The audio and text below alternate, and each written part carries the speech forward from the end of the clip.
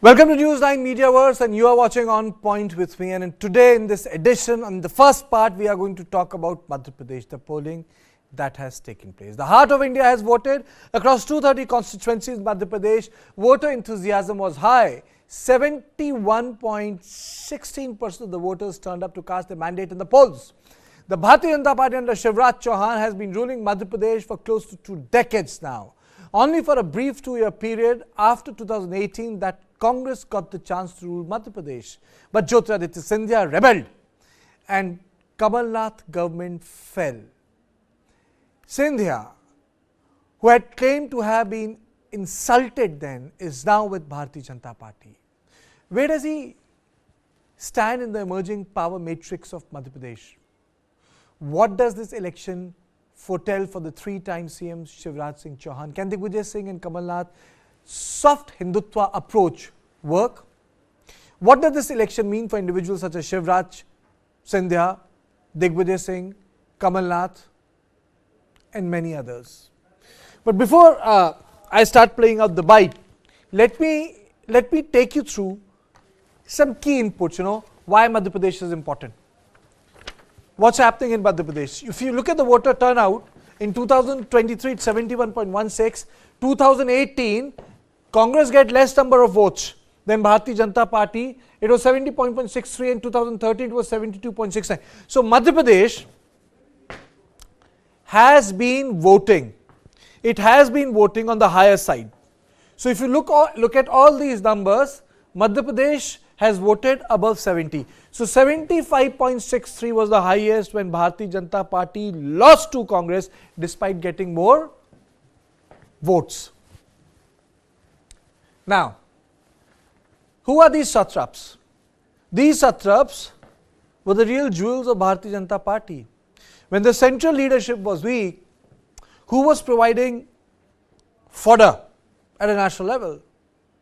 It was Manohar Parrikar in Goa, Narendra Modi in Gujarat, Shivraj Singh Chauhan in Madhya Pradesh, Raman Singh in Chhattisgarh. These were and Nitish Kumar then in alliance with Bharatiya Janata Party. So these were the people. Now Jyotiraditya Scindia, though he has a pan-India image, but geographically he is limited to Chambal. That is his strength and that is his limitation also. He needs to change that, apart from being the, getting the charge of someone who has betrayed the Congress party. I would set it aside for some time, but the most important thing is his supporters are having problem. They are the ones who are coming back to the Congress party last 6 months. So he has not been able to retain them. Now Kamal Nath, on the other hand, he doesn't have age on his side. 2018, Congress came to power, he became the chief minister, his age is 76. Kamal Nath became an MP in 1970s. Kamal Nath, a close friend of Sanjay Gandhi, joined politics. But his rise took place under Narasimha Rao. So Kamal Nath has had a long inning. And Kamal Nath also cuts across party lines. Digvijaya Singh is different, more of an organizational guy, someone who was very close to Rahul Gandhi, someone who fell out with the Scindias, someone whose son is now well established in the Congress party. So yes, he created a lot of controversy for the Congress leadership as a general secretary, but he seems to have been doing well in Madhya Pradesh. He was part of the Bharat Jodo Yatra with Jairam Ramesh. So I wouldn't say it's a comeback election, but it also proves a point that people like Digvijaya Singh, essentially, they define what the Congress party is. But they're not in numbers. The commodity of people like Digvijaya Singh is limited. Now, if I just look at the numbers, in 2013, BJP got 44.88%, Congress got 36.38%. Now, as I was telling you, BJP got 41.02%, Congress got 40.89%, Congress got more seats. So, you can have more numbers in assembly, but doesn't mean that you end up getting more seats. And it has happened number of times many regional parties have won. They got less percentage of votes, more seats. So, Congress has done well, but BJP has not done badly. 44.88, the slide was 41.02. Congress climbed from 36 to 40. But the important thing is, and we have to keep that in mind, BSP 6.29, 5.09. Where will this vote go? If this vote goes to BJP, BJP has no problem. Mayawati has not been active. If this vote is transferred to Congress party, then, well, Congress has, I would say, an advantage. And apart from that, lastly, others. It's one state where from 2017, 2013, 2018, 10% of the population is undecided. Imagine, 10% of the population is undecided. So if 5% of that vote swings, even if not a decibel of vote changes, iota of it, then the party where the vote shift is in. So let's listen to a couple of sound bites from the arena of election, and then I introduce my guests. हम समाज के सब वर्गों का कल्याण करते हैं। कोई वर्ग ऐसा नहीं है जिसके कल्याण के काम भारतीय जनता पार्टी ने ना किए हो। सारा देश एक है और हम लोग महिला हैं तो उसमें हमारी सब बहनों के कल्याण के काम किए, किसान है तो किसान कल्याण के काम किए, गरीब है तो गरीब कल्याण के काम किए, अनुसूचित जाति हो, जनजाति हो, हमारा पिछड़ा वर्ग हो, सबके कल्याण के काम हमने किए। कांग्रेस यहाँ कहीं नहीं टिकेगी क्योंकि उनके समय मध्य प्रदेश बीमारू राज्य था। आज मध्य प्रदेश विकसित प्रदेश है। उनके समय जनता को कुछ नहीं मिला। आज समाज के हर वर्ग लाभान्वित हुए हैं और बेहतर जीवन जी रहे हैं। इसलिए भारतीय जनता पार्टी के साथ लोग हैं। हमारा मिशन है वैभवशाली, गौरवशाली, समृद्ध और शक्तिशाली भारत का निर्माण। उसके लिए समृद्ध और विकसित मध्य प्रदेश बनाना और अपनी जनता का कल्याण करना, ये हमारा मिशन है। अब तक का सबसे बड़ा बहुमत भारतीय जनता पार्टी हासिल करेगी।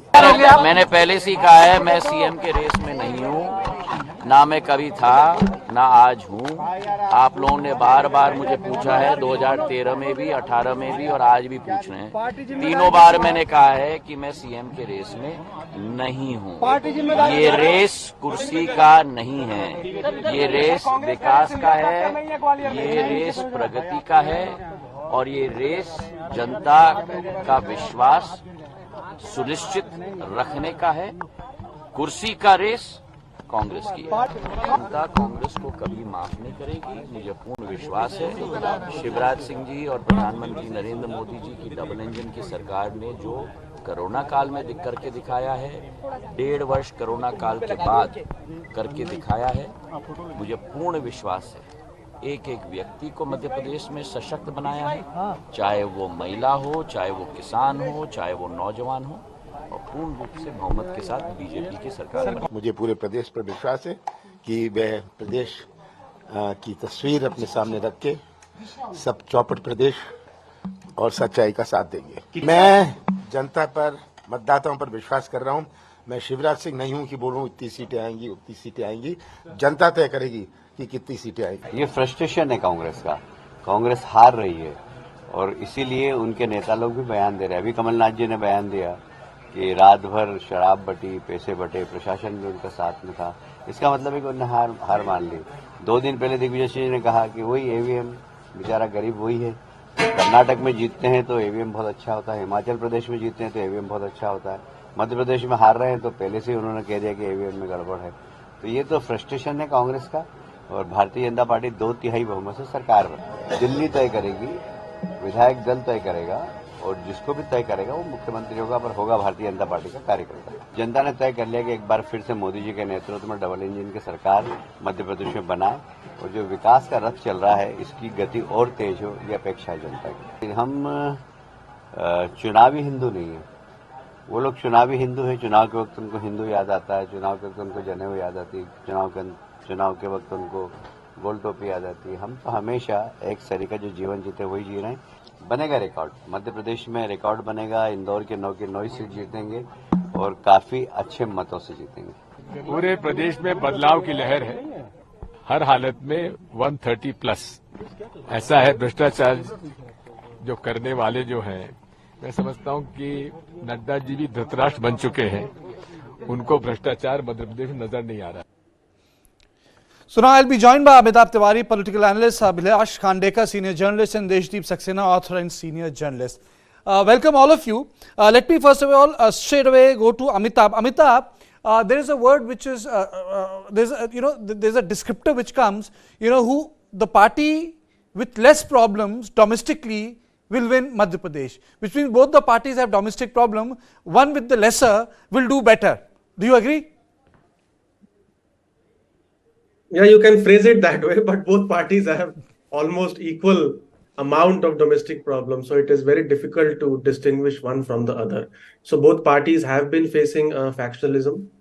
BJP, in a change of strategy, has not declared its CM face. So that leaves a bit of the voter guessing as to whether Shivraj will come back as CM or not, because he is still popular and the most popular leader of the BJP in the state as per surveys, and he has been leading also across the surveys in the best CM rating. Now what has happened is that Madhya Pradesh today has converted into a seat by seat battle. There are 6 zones, and all of those zones behave differently. They have different food and culture habits. 36 rebels of BJP are contesting and 39 rebels of Congress party are contesting. In 2018, 46 seats were decided on a victory margin of less than 5,000 votes. And here, as you've mentioned, the BSP and the SP are flexing their muscles in the northern part of the state, which is the Gwalior, Chambal, Bundelkhand and Vind. If they do well, I think you showed 5% vote share for the BSP, then they are likely to damage the prospects of either of the parties on each of the seats. It cannot be said with certainty that BSP doing well will largely damage the Congress, or SP doing well will largely damage the Congress, because in 2018, BSP was third on 55 seats. On 28 seats, it damaged the prospects of Congress party. On 27, it damaged the prospects of BJP. So it's a seat by seat battle. That's why it is very, very difficult for anybody to predict. A health warning, most of the opinion polls, which were done for Madhya Pradesh in 2018 turned out to be wrong. So it's a very similar election to 2018. Just the difference is that at that point of time, there was a 15-year anti-incumbency. Today it is 18 and a half. And people have seen around 15 months of Kamal Nath governance as well. Structurally, the Congress party is weak because it has not been in power for almost 20 years. So there are 74 odd seats, which the party has never won in the last 3 elections. Whereas there are 58 seats which the BJP has won in all the 3 elections, the stronghold seats. So the BJP starts with a head start, you can say. Of course, there is also a of anti-incumbency on these seats. They have replaced MLAs, 32 MLAs, which is almost 30% of, which is almost 25% of the MLAs. So BJP has adopted a cocktail strategy, which is putting the focus back on the local candidate after losses in Himachal and Karnataka, announcing candidates fairly early, pulling back the CM. So basically, Mr. Tiwari, you are saying it's a seat. The basic point is it's a seat by seat election which is happening in Madhya Pradesh. Mr. Khandekar, do you agree that it's a seat by seat election that is happening in Madhya Pradesh, or do you think that there is also some sort of a fatigue which Madhya Pradesh feels? Well, I don't agree with Mr. Tiwari that it is seat by seat election. It is because in most of the state and in most of the elections, it is always in assembly elections, it is seat by seat challenge. Because every seat offers some kind of a challenge or the other. It is not generally because of the Madhya Pradesh difference or maybe Marwar difference or Bundelkhand difference. There are problems which are of local level, and therefore the candidates of both the parties, essentially there is a two-party system in Madhya Pradesh. We have been talking about BSP, we have been talking about SP, but last elections we saw there is only one BSP member and there are 2 SP MLAs who were elected, but they definitely have a little vote share. But as we all know that BSP is going down in the country as a whole, in UP also. So not much of effect is likely to be seen in these elections. So second point is about the fatigue. That fatigue is definitely there, being talked about in Madhya Pradesh. And some people are saying that voters are silent, but there are also people who are vocal who are saying that a change is required or saying that there is a slight wave. We can't say this is an issue-based election. There is definitely an issue, and issues only not one. There is a set of issues. So people are not, which BJP has also realized, that people are not really interested in seeing Shivraj back. They are not necessarily against BJP, but there, and therefore, if you are seeing that Prime Minister Modi ji has taken complete charge of the elections, and BJP's manifesto and all other holdings and publicity material says it is Modi's guarantee. So it is the election, for the first time we are seeing that the Prime Minister's image, Prime Minister's credibility, Prime Minister's words are being utilized by the local Bharatiya Janata Party in Madhya Pradesh, and they are banking upon his stature and his guarantees to win the elections once again. Mr. Saxena, am I audible to you? Yeah, no, Abhilash is, he is, to some extent, he is correct that basically all the elections are, while it's a seat by seat thing. And, 2 and 2 may not always be 4 in politics. Let us remember. So every seat has a different, chemistry. There is caste combination, there is religious combination. There are different aspects on every seat. We were talking about how influential these Samajwadi Party and Bahujan Samaj Party candidates are. So yeah, they do have some influences in pockets of the districts of Madhya Pradesh which are bordering Uttar Pradesh, basically the Bundelkhand region of Madhya Pradesh, or Gwalior Chambal region, Vindhya Pradesh region, which is close to Allahabad. So every seat has its own chemistry, but let us not forget, there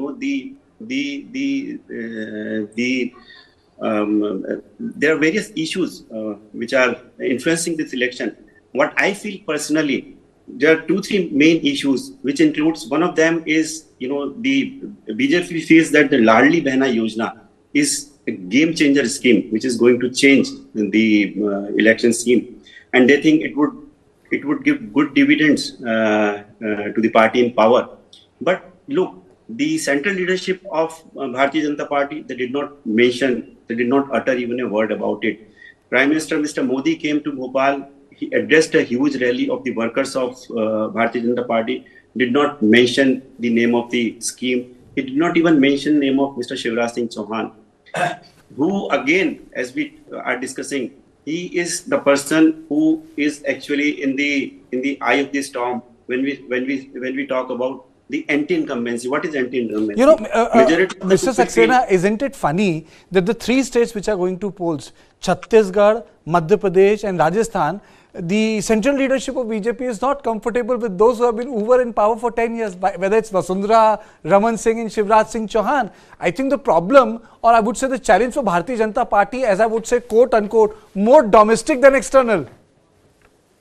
Yeah, definitely. It's a domestic problem, which is why, they have fielded some cabinet colleagues of Mr. Modi. See, Mr. Narendra Singh Tomar is contesting from Morena. Mr. Fagan Singh Kulaste from Mandla. Prahlad Patel is from Narsinghpur. So, and they call it a community leadership. But the fact remains that all of them are stuck up in their constituencies. Mr. Narendra Singh Tomar is, he is struggling there, in fact.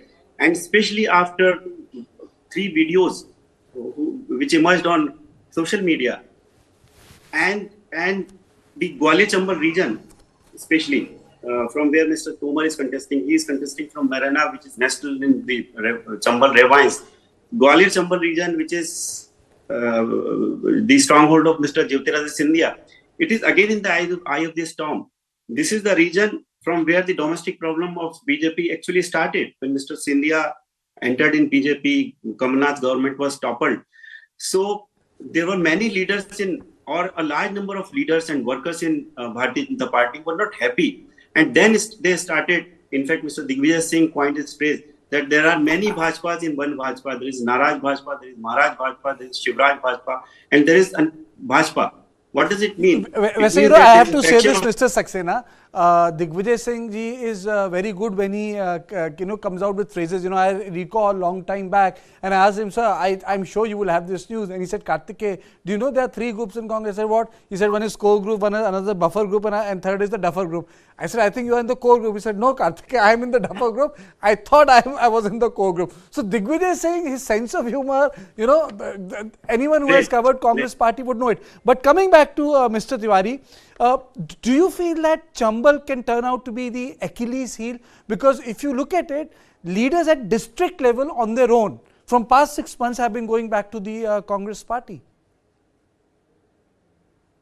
Yes, so what happens in a very cadre-based party like BJP is that when you import a lot of outsiders, Bahari candidates, it does create a ripple and rumblings within the party structure.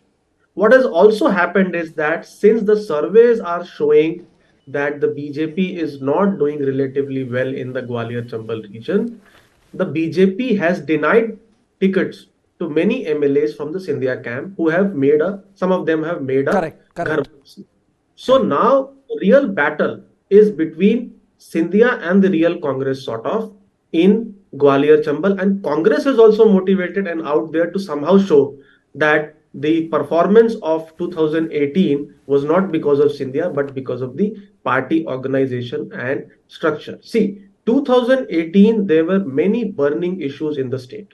There was a Mansoor firing, there was this SC/ST Atrocities Act issue, and a issue of Vyapam and the Swarna Andolan. Vyapam still was a 2013 issue being carried forward to 2018. Correct. But both the parties here have flipped strategy. BJP, which used to fight on presidential, is sort of fighting on local plus combined leadership plus Modi. Congress, which fought on combined leadership, is fighting on a presidential style election. Correct. And theoretically, conceptually, any seat by seat contest is very, very difficult for the ruling party, because ruling party normally likes to contest on a state level achievements, national level achievements, and faces. When the contest becomes local, then it tends to lose control. Correct. I think that's a very important observation, Amitabh, you have made. You want to finish your point? Because I would like to take one thing from that. Okay. Yeah. One more important point. Parivartan is the buzzword. But Parivartan kisse? Shivraj Singh Chauhan ka Parivartan ki Bhajpa Sarkar ka Parivartan? Okay. See, these are two different things. I think that's the takeaway point. That's a takeaway point.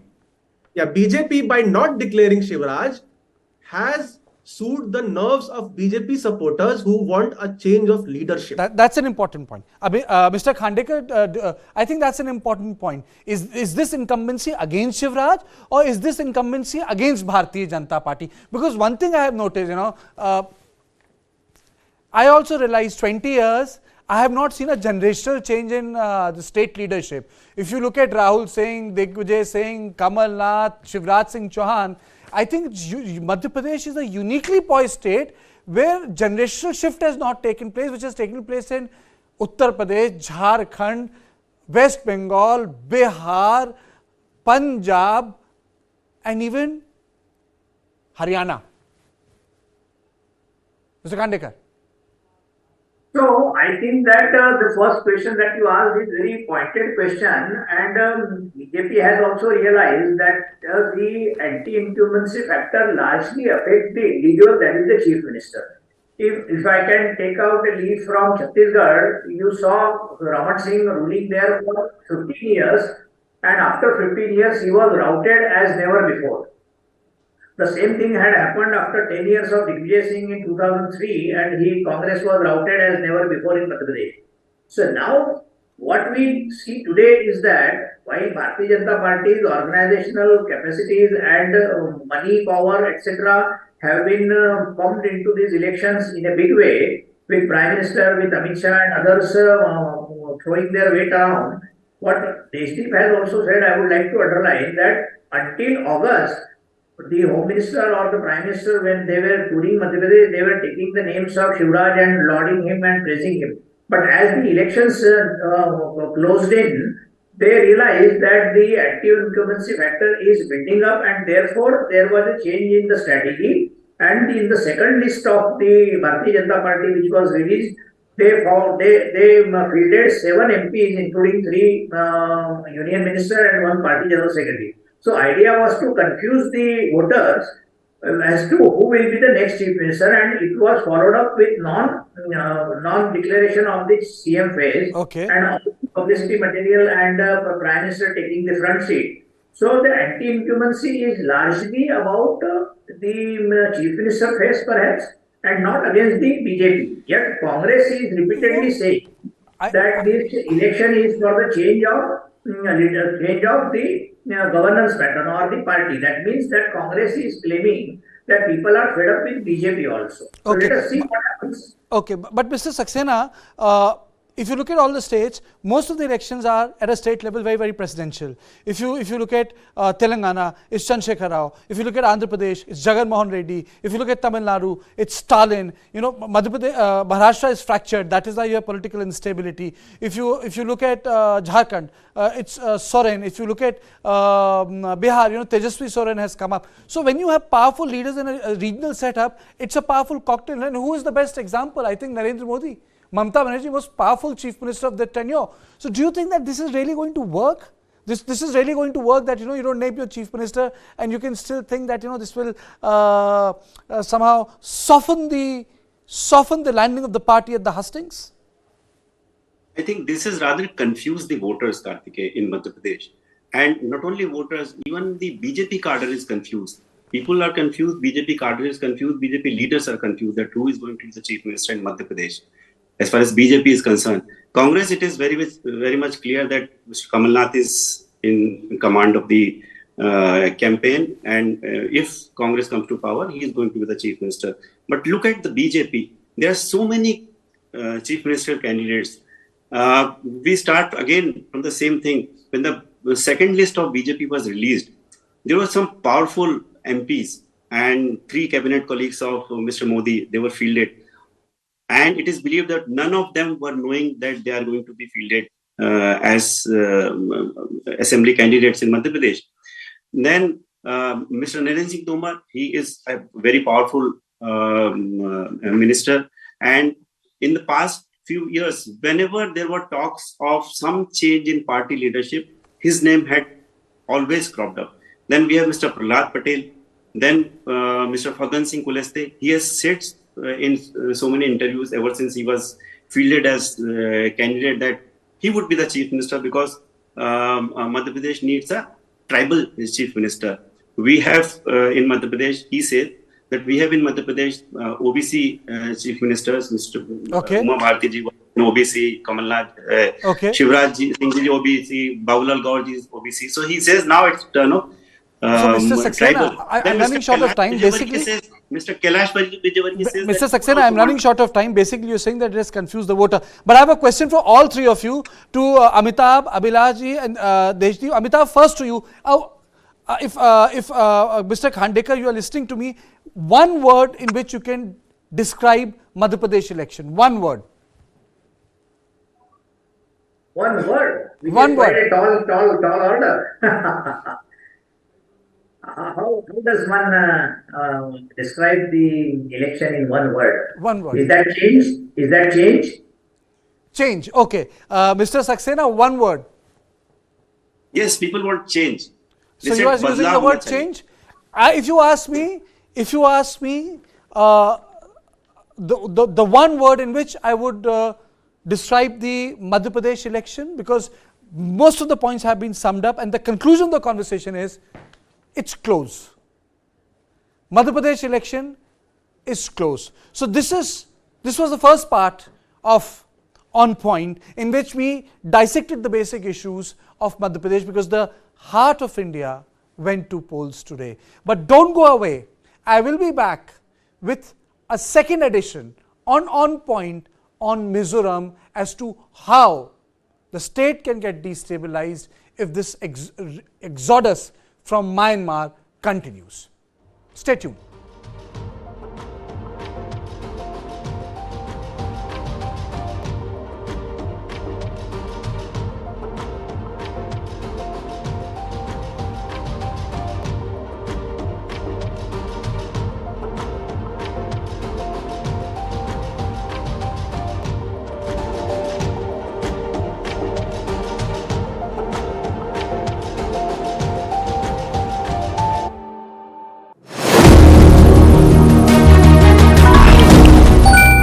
Literally every major power in the world is gearing up with its own digital currency. And so is India. But India's UPI has taken digital transactions to the next level. So, with UPI already available, what exactly is the use case for the e-rupee?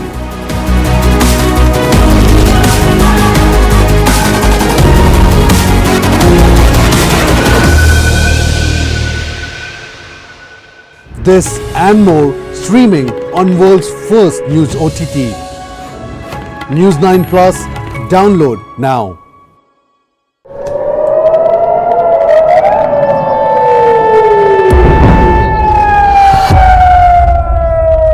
Hamas attacks Israel.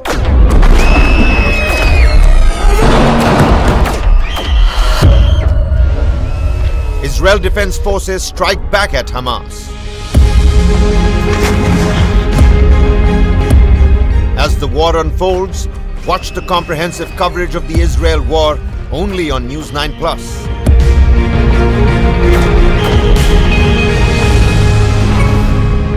To watch the full story, download the app now.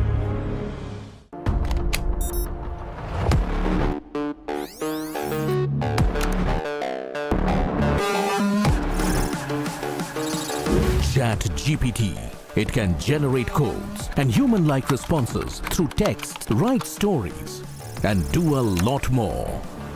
I work in a newsroom with anchors, researchers and scriptwriters, graphic artists, producers, video editors, camera crew. But